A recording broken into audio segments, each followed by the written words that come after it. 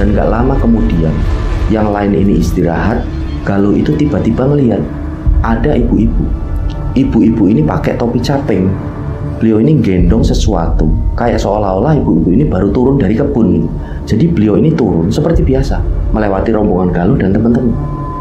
Nah, karena masih penasaran dengan ibu-ibu ini yang sedang turun ke bawah, Galuh pun mengarahkan senternya. Dan ternyata ketika senternya diarahkan ke arah ibu-ibu yang baru turun itu, tidak ada apapun yang dilihat oleh Galuh. Nah, begitu senter ini diarahkan ke titik lokasi lain, Galuh ini ngelihat lagi topi caping tadi kayak berjalan sendiri. Jadi seolah-olah seperti melayang. Dengan situasi dan konflik seperti itu, dia ini keluar dan lari ke atas entah kemana. Nah, teman-temannya juga bingung. Itu kenapa? Kok Aang lari ke atas? Yos lah, biarin itu. Asu ancen, bikin masalah aja di sini.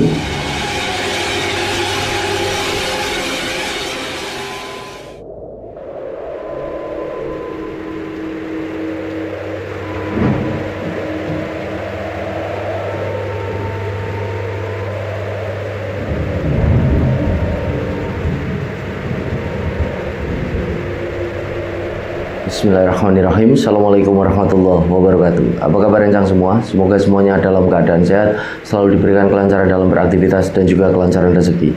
Kembali lagi berjumpa dengan saya Sukma Arga, dan alhamdulillah di video kali ini kembali saya akan menceritakan satu kisah mistis pendakian.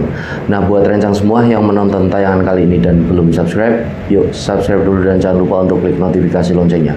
Tentunya agar channel ini semakin berkembang dan saya semakin bersemangat lagi dalam membagikan cerita-cerita terbaru. Dan semoga amal kebaikan rencang semua dibalas sesuatu yang lebih besar dan berlipat-lipat oleh Allah Subhanahu wa taala. Amin. Baik, tanpa berlama-lama, pasang headphone masing-masing dan tetap waspada sekeliling Anda. Ana kidung rumaksa ing wengi teguh ayu luput ing lara.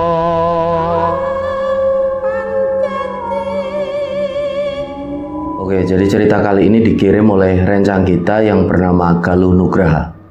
Jadi untuk nama panggilan selanjutnya kita akan menyebut dengan nama Galuh. Jadi Galuh ini domisilinya ada di Banjarnegara, Jawa Tengah. Dia tinggal di satu kecamatan yang ada di Banjarnegara.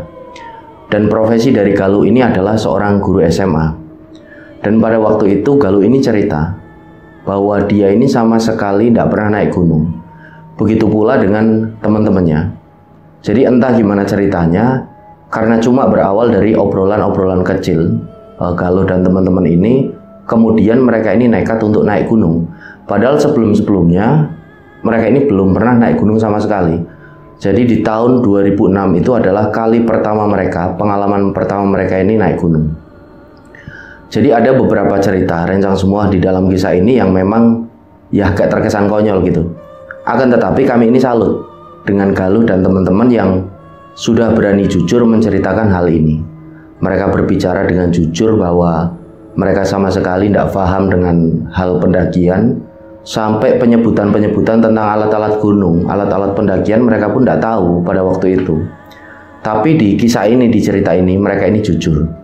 Artinya seperti ini, bahwasanya cerita ini nantinya Mas Galuh dan teman-teman, juga kami, saya dan tim saya ini mengharapkan kisah yang ada ini bisa menjadi pelajaran bagi kita semua, bagi semua orang yang menonton tayangan kali ini.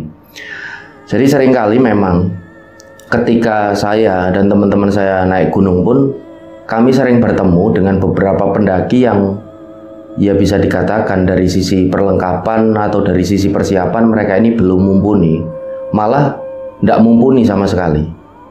Nah, di sini kami ini bukan meremehkan, bukan bermaksud meremehkan, tidak meremehkan, artinya dari sini justru kami ini memandang ketika para pendaki yang tidak siap dalam sisi perlengkapan atau apapun itulah, ini nantinya mereka akan kesulitan, akan bikin susah dirinya sendiri ketika di atas gunung.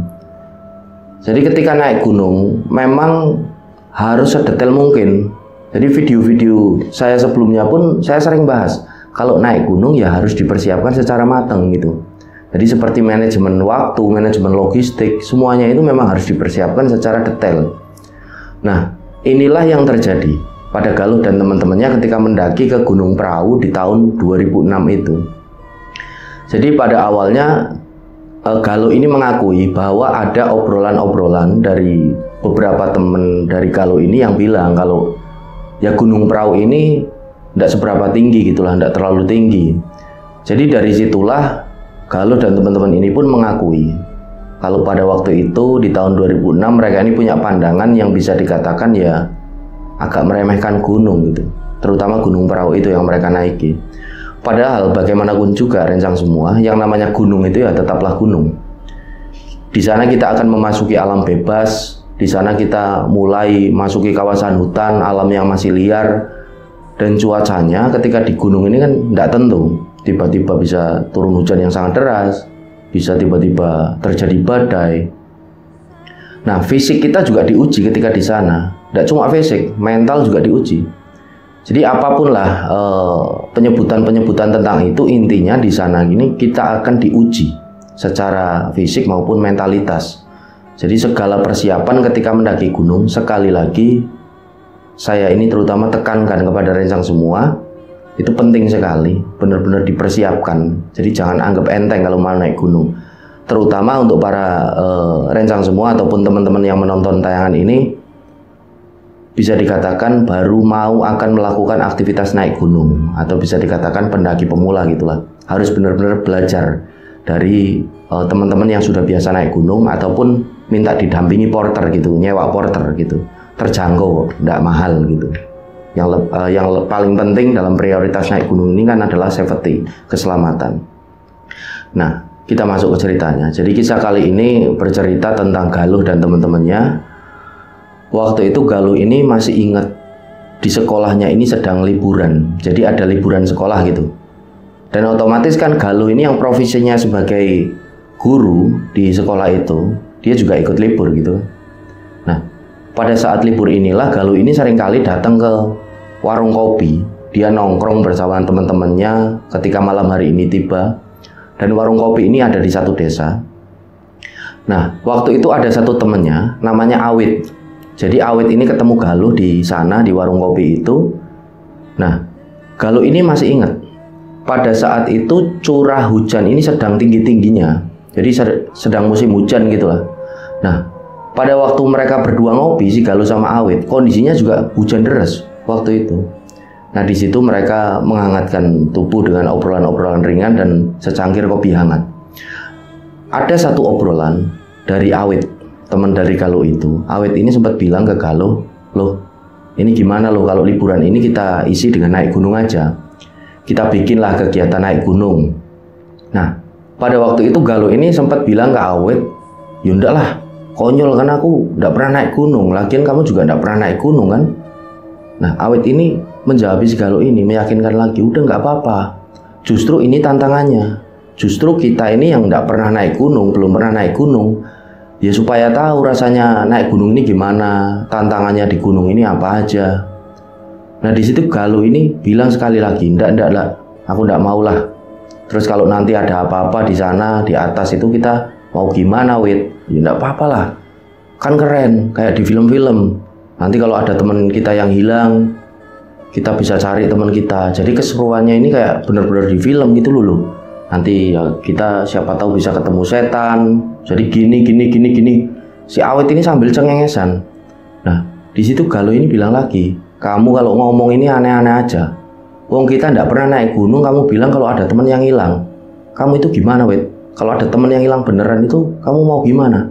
Nah, terus Awit ini bilang, "Udahlah loh, nggak usah serius-serius. Aku tadi cuma bercanda ngomong kayak gitu.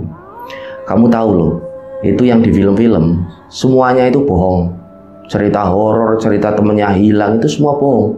Kamu nggak usah percaya. Wong Gunung Prau ini juga nggak seberapa tinggi. Toh Gunung Prau juga dekat dengan rumah kita. Nah, aku juga kebetulan ada saudara rumahnya di Wonosobo. Nanti kita bisa ke Wonosobo dulu, kita mampir ke rumah saudaraku, terus baru nanti kita naik ke Gunung Prau." Nah, kemudian Galuh ini bilang, "Lah peralatannya ini terus gimana?" Jadi mereka ini jujur rencang semua di sini kalau mereka itu sama sekali tidak tahu tentang ya alat-alat gunung, tentang ilmu pendakian gunung. Jadi istilah-istilah gunung ini mereka tidak tahu. Contohnya gini seperti carrier gitu, tas, ya kan, sepatu hiking, lalu seperti trekking pole itu tongkat. Pokoknya semua penyebutan atau istilah gunung ini mereka tidak tahu sama sekali.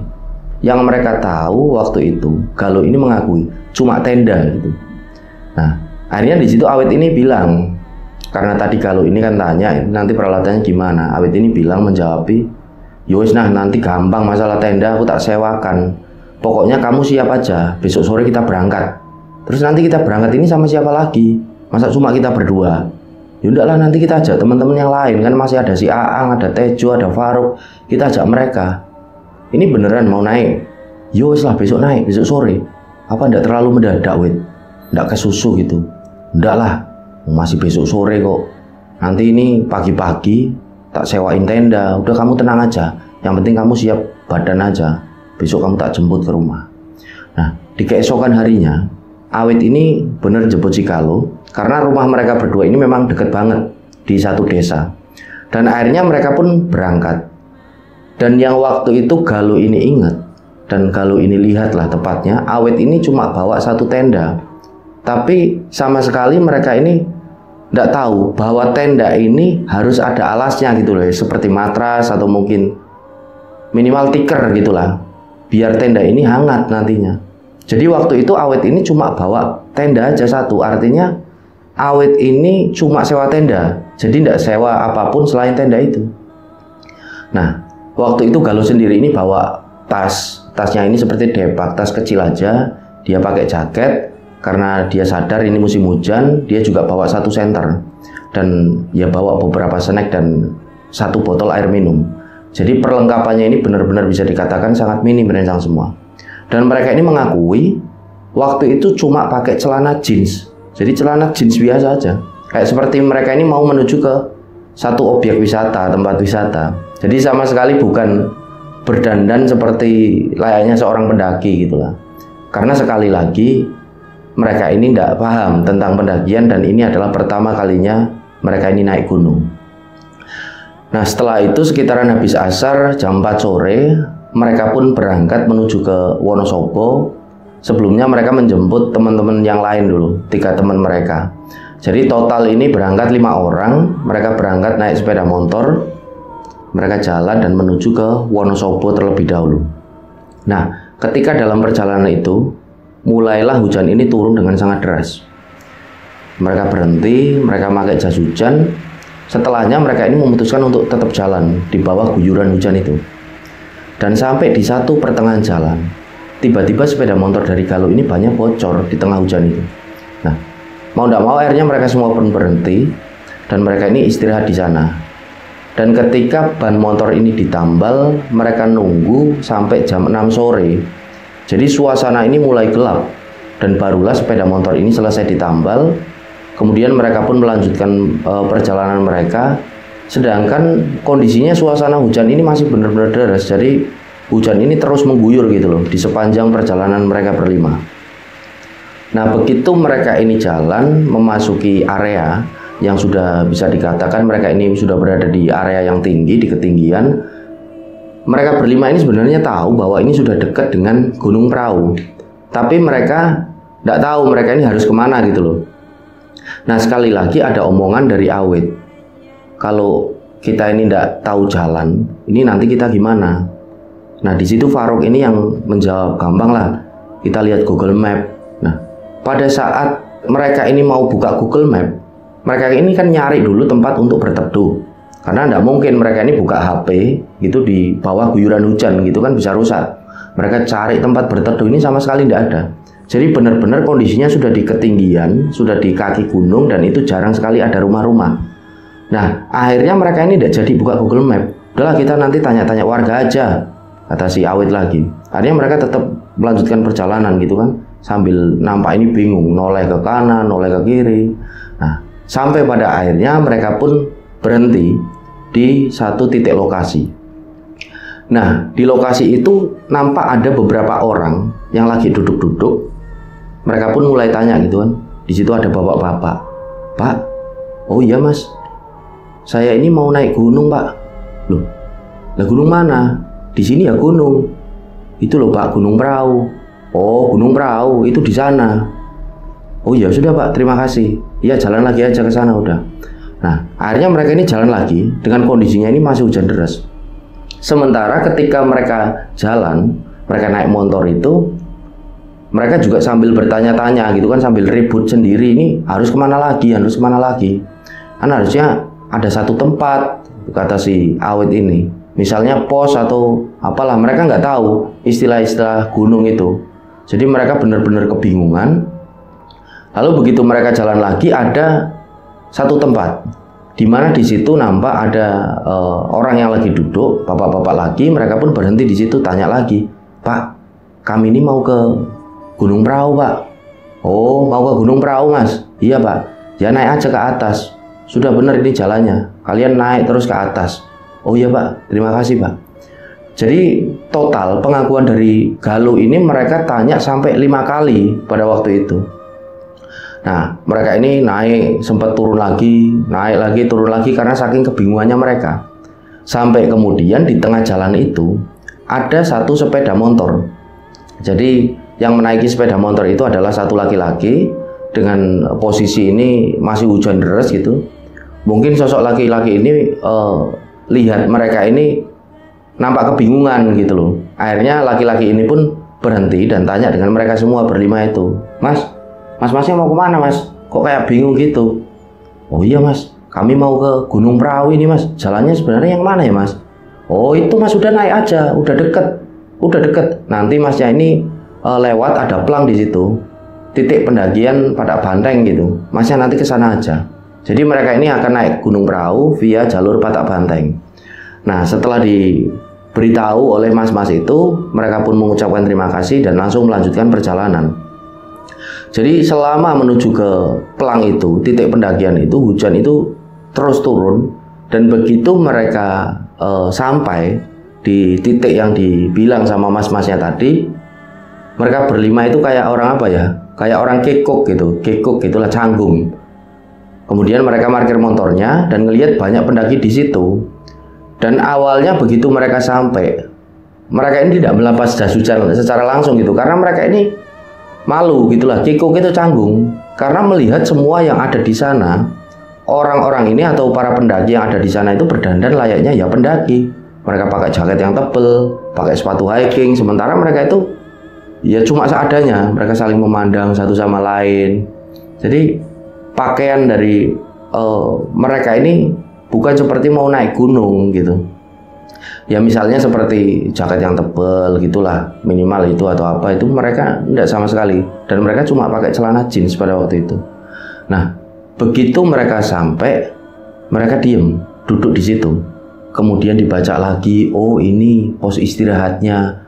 Lalu ada lagi yang bilang di situ, bukan, ini bukan pos istirahat, ini pos perizinannya loh.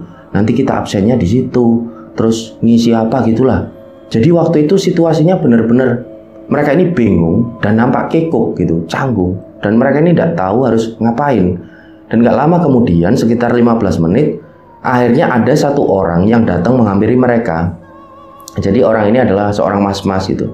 Nah mas-masnya ini tanya, "Loh lah masnya ini rombongan dari mana?" "Kami dari Banjarnegara mas." "Oh dari Banjar toh, mau naik ke perahu?" "Iya mas, kami mau naik Gunung Prau." "Oh ya sudah kalau gitu, ini diisi dahulu." Sambil ngasihin selembar kertas, "Nanti bayar tiketnya di sana ya." Nah, jadi mereka ini nggak tahu kalau itu namanya simaksi atau mereka ini mau registrasi, nggak tahu. Setelah mereka baca, oh jadi ini formulir pendaftarannya, nanti kita bayar di sana. Akhirnya mereka ngisi bareng-bareng di sana. Nah, mas-masnya ini bilang lagi, nah aturan-aturannya nanti di sana gini mas, nggak boleh menyalakan api. Selain itu juga nggak boleh bicara yang kotor-kotor lah, bicara yang tidak bagus, itu dilarang. Lalu mas-masnya jangan buang sampah sembarangan. Pokoknya dijaga sikapnya ya selama di sana. Ini kan pendakian pertama kan? Iya mas, betul mas. Kok masnya tahu? Ya tahulah, bisa kelihatan mas. Pokoknya kayak gitu ya mas, tolong diingat-ingat. Iya mas, iya siap. Ya sudah diisi dahulu itu. Nah, begitu mereka ngisi simaksi, waktu itu sudah sekitaran jam 8 malam. mereka sampai di pos perizinan itu kan. Setelah simaksi, mereka ngisi semua biodata dan lain-lain, menyerahkan KTP, kartu identitas itu. Setelahnya diserahkan ke mas-masnya tadi, dan tidak lama kemudian mas-masnya ini sudah mengizinkan. Oh ya sudah siap semua ya. Ya sudah, tolong dijaga ya. Nanti hati-hati sama terus. Itu tadi pesan dari saya, tolong diingat-ingat ya Mas. Jadi jangan menyalakan api, jangan buang sampah sembarangan, jangan bicara-bicara kotor, pokoknya dijaga sikapnya selama di sana. Oke Mas, siap Mas, jawab mereka. Nah, mereka pun nunggu di situ. Mereka nunggu sambil ngeliatin pendaki-pendaki yang lain. Nah, ini kok mereka ini pada duduk-duduk santai ya? Ya sudahlah, ditunggu aja. Ini mungkin bukan jamnya naik, mungkin nanti ada jamnya naik sendiri, ada startnya naik jam berapa gitu, mungkin jam 10. Jadi mereka ini berlima awalnya berpikir kalau pendakian ini akan dilaksanakan nanti bareng-bareng gitu loh. Mereka sama sekali tidak tahu bahwa mereka sudah punya izin untuk naik waktu itu juga. Tapi yang ada di pikiran Galuh dan teman-teman ini, mereka nunggu pendaki-pendaki lain ini kok mereka belum berangkat.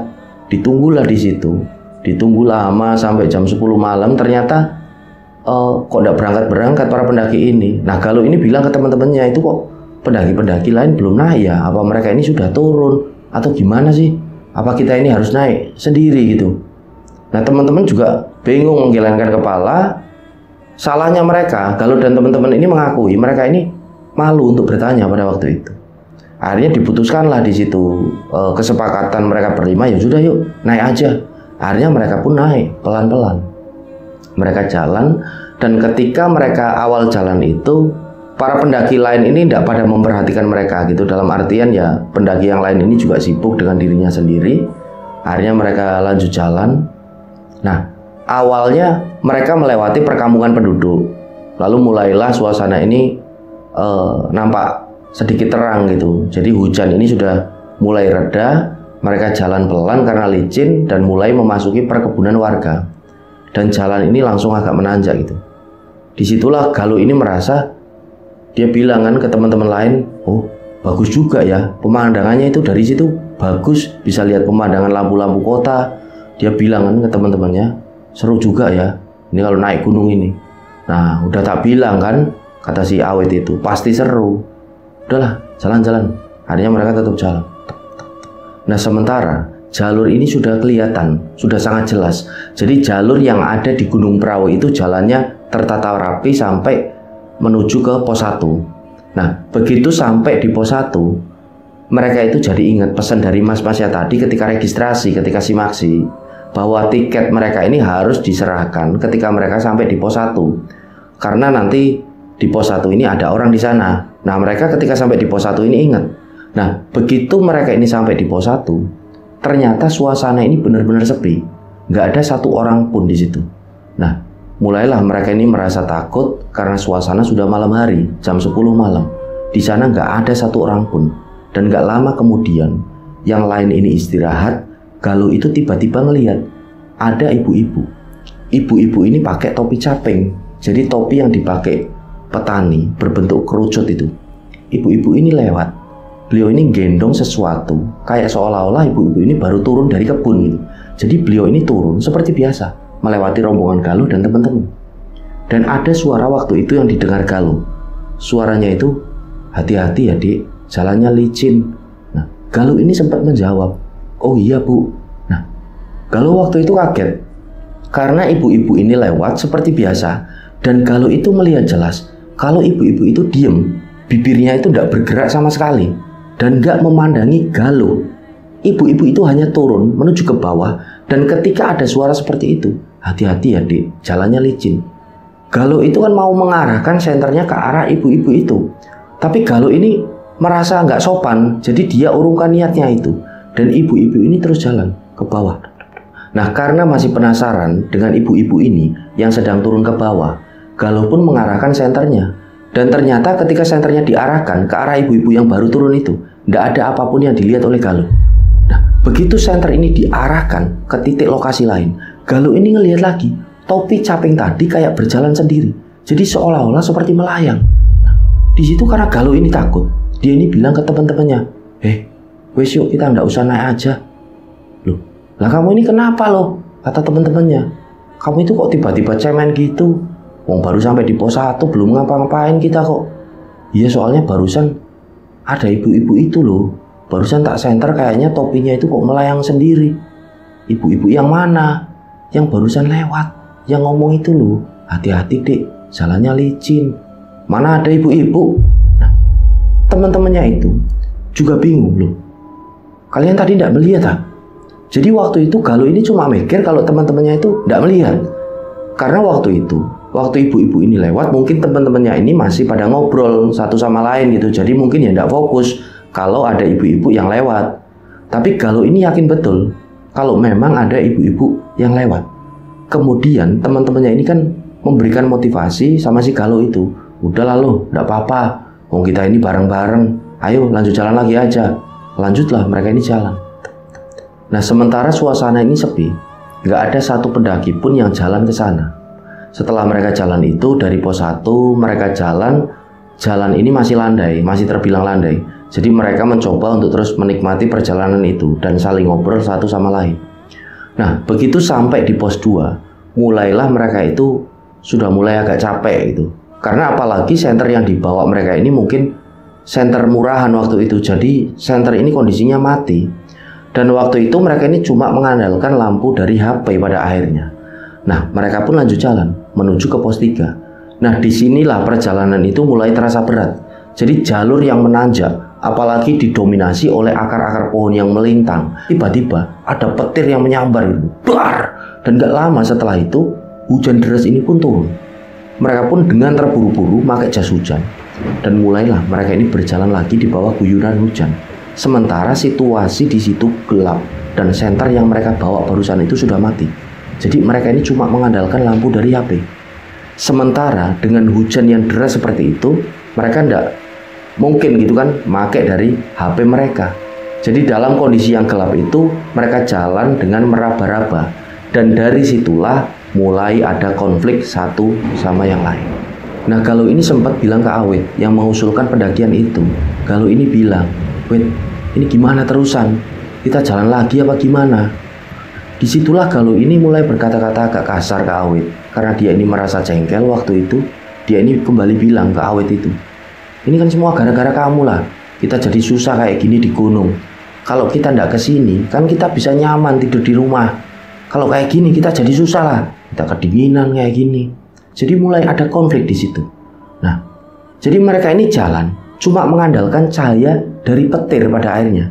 Jadi ketika ada petir, blar, mereka ini mulai jalan pelan. Dan hujan ini benar-benar deras.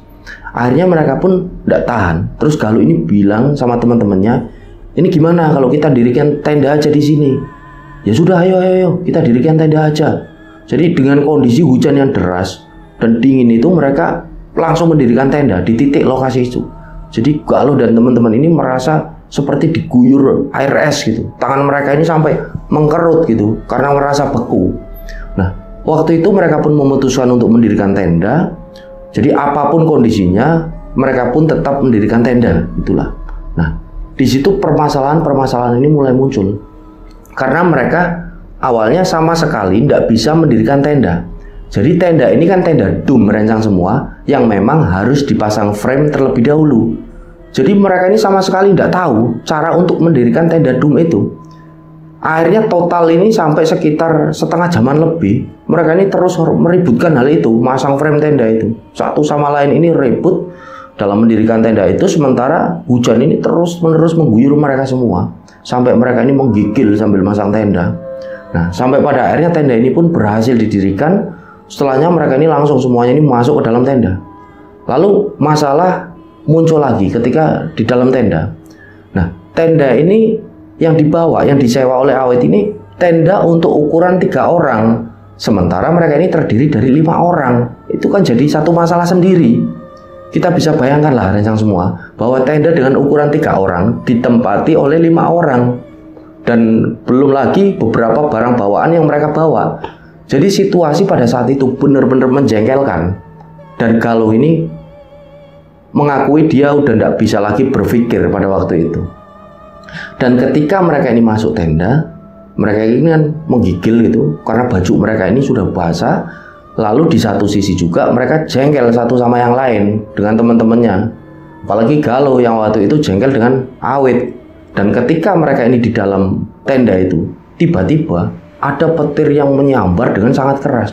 Buar! Kemudian terdengar ada seperti pohon ini yang roboh gitu loh. Disitulah mereka ini mulai benar-benar takut, mulai agak panik karena suasana ini mencekam. Jadi mereka ini tidak tahu lagi harus gimana.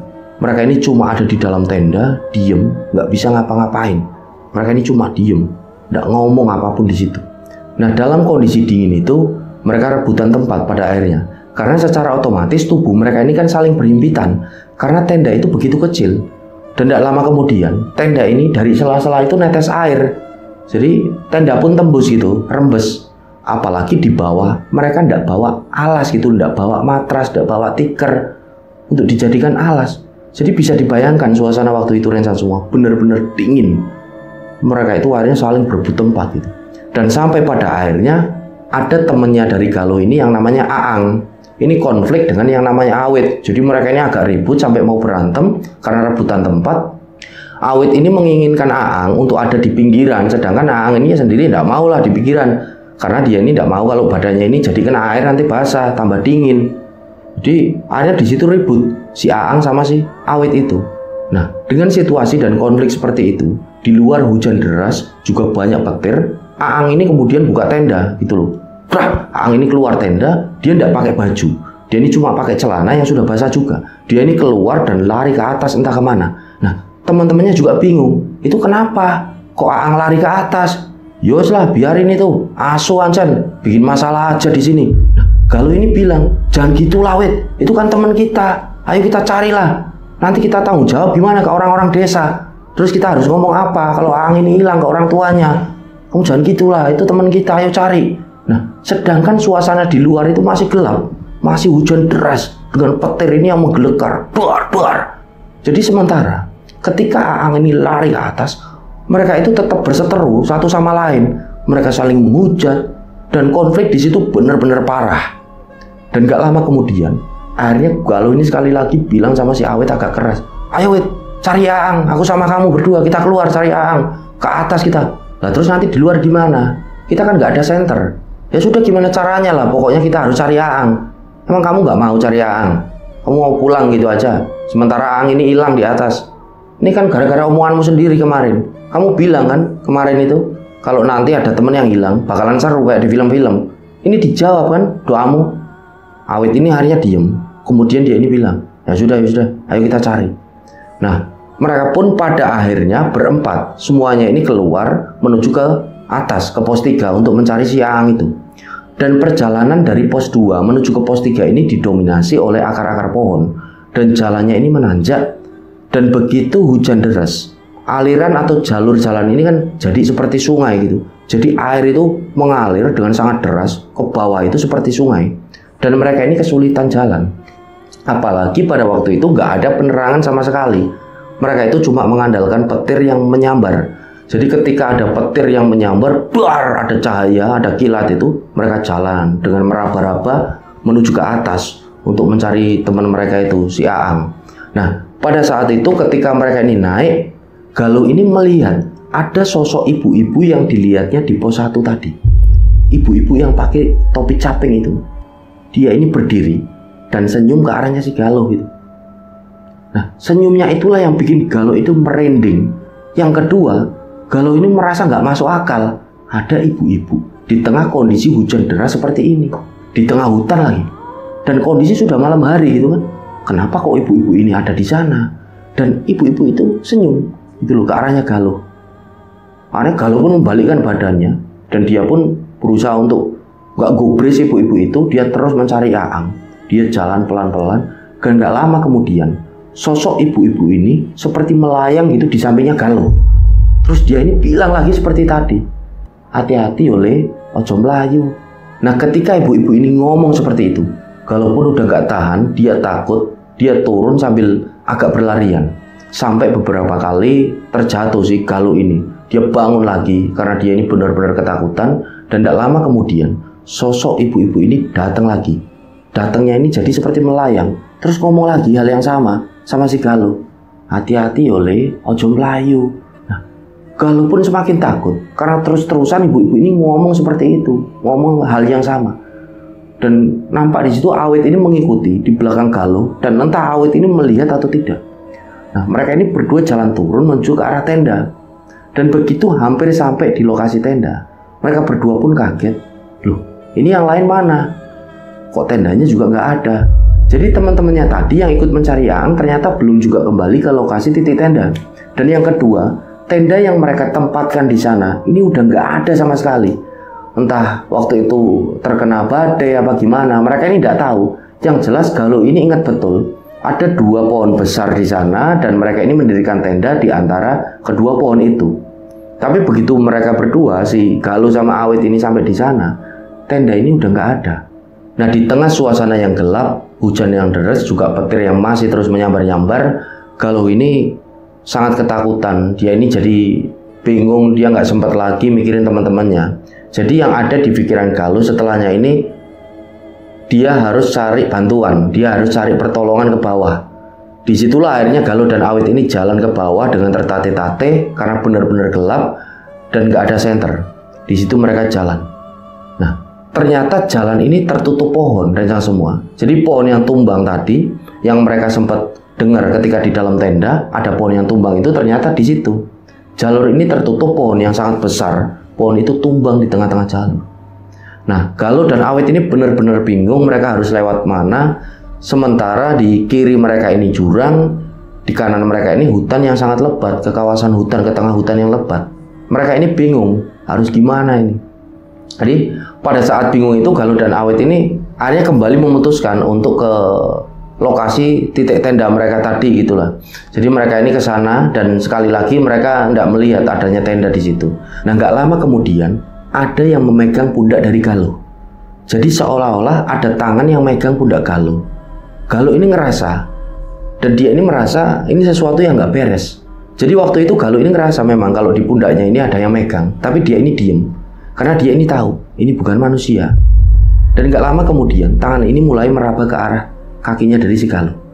Dan benar-benar jelas ketika Galuh ini melihat ke bawah, ada tangan besar yang seolah-olah meraba kakinya Galuh. Nah, di situ Galuh ini jalan pelan-pelan. Dia bilang ke si Awit ini, "Wit, jangan di sini, Wit. Aku takut, pindah-pindah." Akhirnya mereka pun pindah ke titik yang ada di sebelah. Dan gak lama kemudian ada tangan lagi yang meraba pundaknya dari Galuh.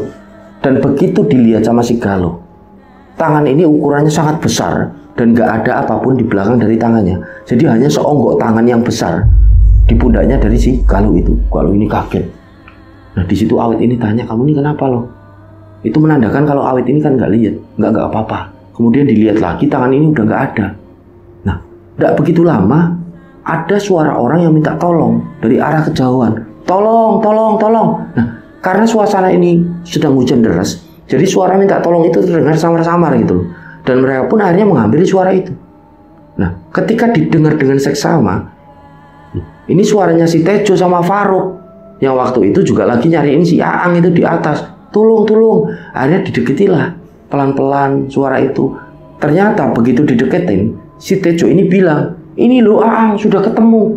Dia sudah ketemu. Nah, yang ada di pandangan Galuh waktu itu karena suasana ini gelap, Galuh itu tidak melihat ada sosok Aang yang ada di sebelahnya dari si Tejo. Jadi Galuh ini cuma melihat ada Tejo dan Faruk. Mereka ini berdua jalan menuju ke arahnya Galuh. Nah, begitu mereka ini dekat, si Tejo ini nampak seperti gandeng sesuatu. Tapi yang dilihat Galuh, Tejo ini berjalan sendiri dengan si Faruk. Begitu mereka dekat, "Loh, Jo, kamu dari mana, Jo?" "Ya ini aku menemukan si Aang ini loh. Ini tak temuin di sana." Semua ini bingung. "Aang gimana maksudmu?" Begitu Tejo ini noleh, ternyata nggak ada siapa-siapa di situ. Tapi Tejo ini merasa masih megang tangannya Aang. Nah, Tejo pun melihat ke bawah dan ternyata cuma ada tangan yang dipegang oleh Tejo. Dan Tejo pun langsung melemparkan tangan itu. Wah, mereka semua ini akhirnya lari ketakutan menuju ke lokasi dari tenda tadi. Begitu mereka semua sampai, ternyata tenda ini ada di situ. Nah, Galuh dan Awit ini kan benar-benar bingung. Akan tetapi mereka ini memutuskan untuk diem aja, nggak bilang sama Tejo dan Faruk. Karena kondisinya ini benar-benar parah. Kalau mereka bilang itu jadi masalah lagi nanti. Mereka semakin takut, si Tejo sama Faruk itu. Nah setelahnya mereka berempat ini masuk ke dalam tenda dan diam di situ. Karena kondisi mereka ini benar-benar bingung mau ngelakuin apa untuk mencari si Aang. Dan mereka juga sangat kedinginan, mereka ini menggigil. Nah dalam kondisi yang seperti itu, tiba-tiba ada suara langkah kaki. Dek, dek, dek. Dan mereka itu ngerasa kalau ini bukan suara orang yang sedang mendaki. Karena suaranya itu kayak orang yang sedang meloncat. Dek, dek, dek. Mereka berempat ini cuma diem. Karena pengakuan mereka di belakang hari, mereka berempat pada waktu itu mengakui kalau suara itu seperti suara pocong yang sedang meloncat. Dan itu terus-terusan gitu loh, suara itu mengitari tenda mereka. Sampai di sekitaran 1 jam kemudian, suara itu pun hilang dengan sendirinya dan berganti dengan suara langkah kaki yang terdengar ini banyak. Akhirnya mereka ini pastikan kalau ini benar-benar suara langkah kaki dari pendaki, karena suara langkah kakinya lebih dari 4 orang gitulah, suara langkah kaki yang banyak. Nah, waktu itu mereka ini buka tenda dan mereka ini melihat ada beberapa pendaki yang sudah jalan dengan si Aang dari arah atas. Nah, pada saat itu kondisi Aang ini nampak sudah pakai jaket. Dia ini jaketnya juga jaket yang tebel, dia udah pakai kerpus gitu, cendung itu, dan sudah nampak hangat lah pokoknya pada waktu itu. Dan ternyata Aang ini ditemukan oleh satu rombongan pendaki asal Temanggung di bawah sebuah pohon yang besar ini sedang meringkuk kedinginan, menurut penjelasan dari para pendaki yang dari Temanggung itu. Nah singkat cerita, mereka berlima ini dievakuasi untuk turun ke bawah oleh para pendaki asal Temanggung pada saat itu juga. Dan alhamdulillah mereka semua tiba di bawah dengan selamat dan tanpa mengalami kendala apapun. Nah dari situlah Galuh dan juga teman-temannya ini, terutama si Aang, ini mengucapkan terima kasih kepada para pendaki, satu rombongan pendaki yang dari Temanggung itu. Dan mereka pun memutuskan untuk menginap di Patak Banteng di malam itu. Baru di keesokan harinya mereka berlima pun pulang. Dan sampai pada akhirnya mereka tiba di Banjarnegara dengan selamat. Nah rencang semua, dari cerita inilah kita ini belajar banyak sekali bahwa pendakian itu bukan untuk main-main. Sekali lagi, ketika kita di alam liar, ketika kita di alam bebas, kita harus siap menghadapi berbagai macam kendala, resikonya termasuk dari sisi cuaca dan juga dari sisi ya mental gitu, fisik. Dan yang paling penting ini keakraban bersama dengan teman-teman. Kita akan diuji di sana gitu loh. Semoga kisah ini bisa diambil hikmah dan pelajaran. Mohon maaf kalau banyak salah kata. Saya Sumarga pamit undur diri. Wassalamualaikum warahmatullahi wabarakatuh. Salam lestari, salam rimba.